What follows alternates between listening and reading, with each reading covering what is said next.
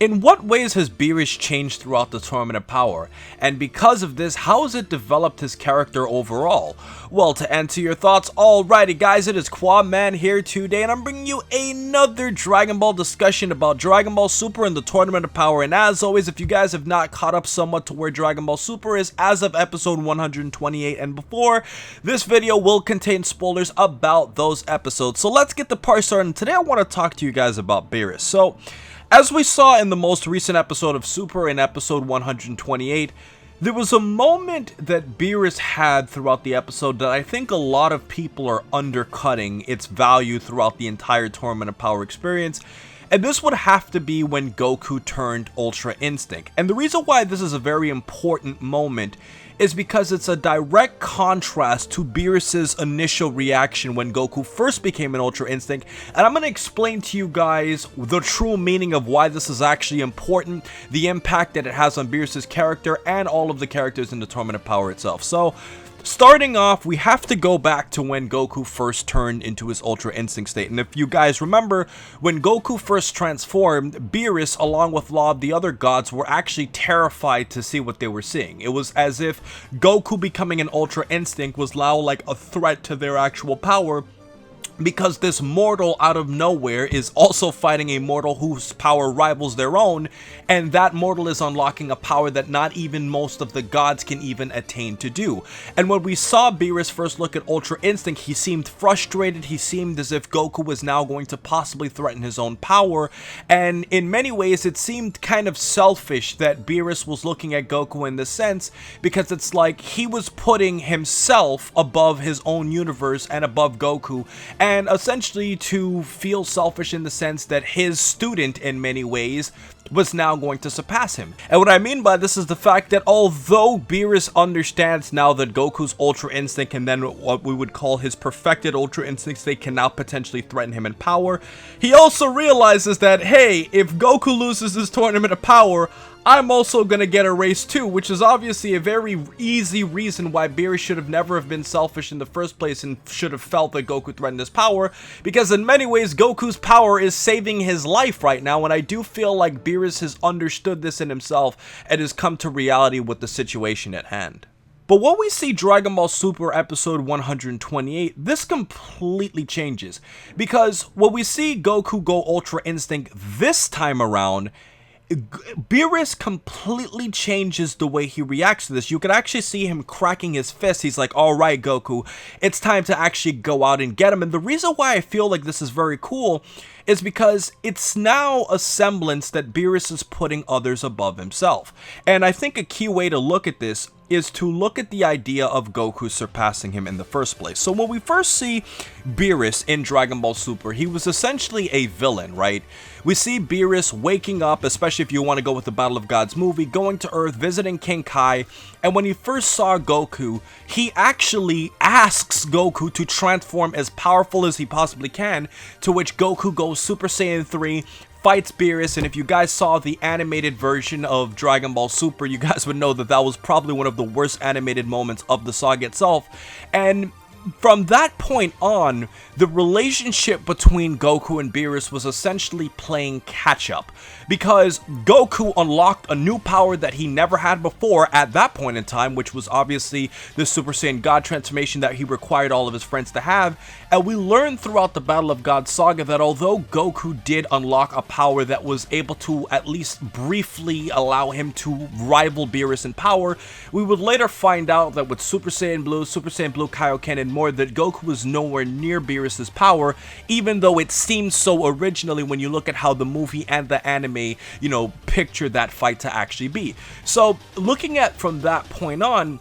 Goku aspired to surpass Beerus, right? And then when we go on to the Universe 6 tournament, right, we see the moment where Goku goes into his Super Saiyan Blue Kaioken, and Goku even mentioned that the whole reason why he had that form was because he was trying to figure out a way to surpass Beerus. So in many ways, from the very beginning, Beerus was kind of always Goku's new rival, but they never really fought other than that filler episode where obviously Beerus was disguising himself as Monaka because Goku wanted to test how strong Monaka was. So we never really got a chance to really experience that Goku-Beerus rivalry because Goku's had other rivals like Hit, he's had rivals like Jiren, he's had rivals like Vegeta to kind of fill in that role for himself. But going back to the very beginning of Dragon Ball Super, I feel like this makes it great because the show is kind of tying into its initial roots. Beerus was the first major threat to Goku and his friends at the beginning of the series, and now it's kind of like Beerus is now giving Goku his respect as the series is coming to a close, or at least its hiatus.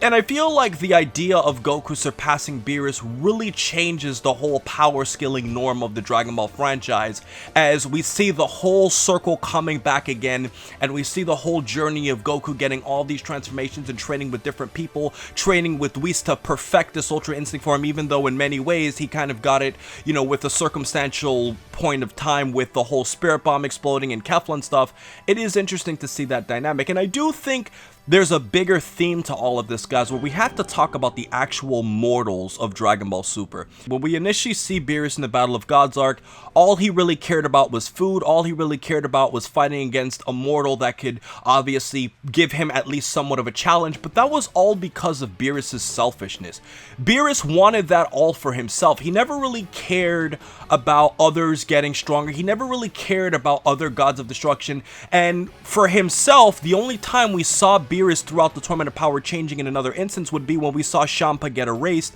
and we saw Beerus looking to himself on the side as he acknowledged that although this is a competitive tournament, he just lost his brother. And I feel like going back to Goku, it's kind of like Beerus has accepted Goku and Bulma and all of these Earthling characters as like a new extension of his family, because we don't really know a lot about Beerus' background. We don't really know who his parents are. We don't really know, you know, how he became a god of destruction, the trials and tribulations that he went to get to where he is. All we know him is that he was a deity that is extremely powerful, that posed a threat to the entire universe, at least at the point of Battle of Gods. And seeing how Beerus is now looking at Goku as like the master to the student and saying, you get him, Goku, you go fight Jiren. You know, although the Ultra Instinct might not be completely confirmed as surpassing Beerus at this point, with we looking at the preview of the upcoming episode of Dragon Ball Super and seeing the mastered Ultra Instinct state, I think we can now look at the grand picture of all of this and say that Goku surpassing Beerus develops Beerus' character in many ways. It develops all of the Dragon Ball cast, and you know what, guys, to tell you the honest truth, it actually made me respect Beerus more as a character, because I kind of always looked at Beerus as like this upstanding deity who kind of looked down on everybody who he felt was below him, who was never really caring about others besides himself. And especially in the future Trunks arc, where we see Beerus didn't even bother to really come in and to assist Goku and friends in the future, because he was obviously thinking that it was affecting mortal matters. And the only time Beerus really had a major role in that future Trunks arc was when we saw him actually defeating the present Zamasu as we know, and obviously breaking the time loop that would have continued cycling over and over and over and over again. And I think if there was something else we should talk about here with Beerus, guys, we also have to talk about the fact that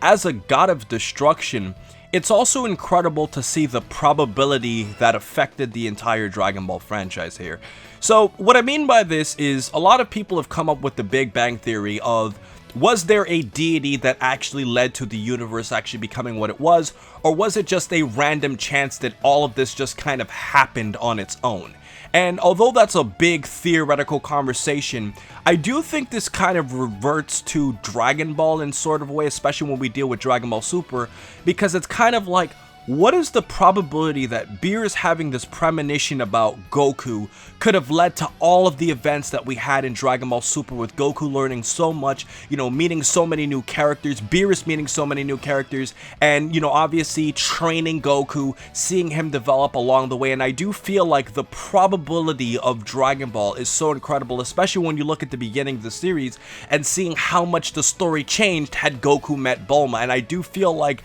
that's one of the reasons why Dragon Dragon Ball could always have so many great what if scenarios, because one minor event can lead to such a bigger event, and how it impacts all of the characters that are involved in the entire series itself. So with everything else said, guys, that's all I have to talk about in terms of my analysis on how Beerus has changed from the beginning of Dragon Ball Super to now, and I'm curious to hear all of your thoughts in the comment section below. So with everything else said, please remember to rate, comment, and subscribe. And remember, as I always say, to have a great day, guys, and let me know what you think about the development of Beerus.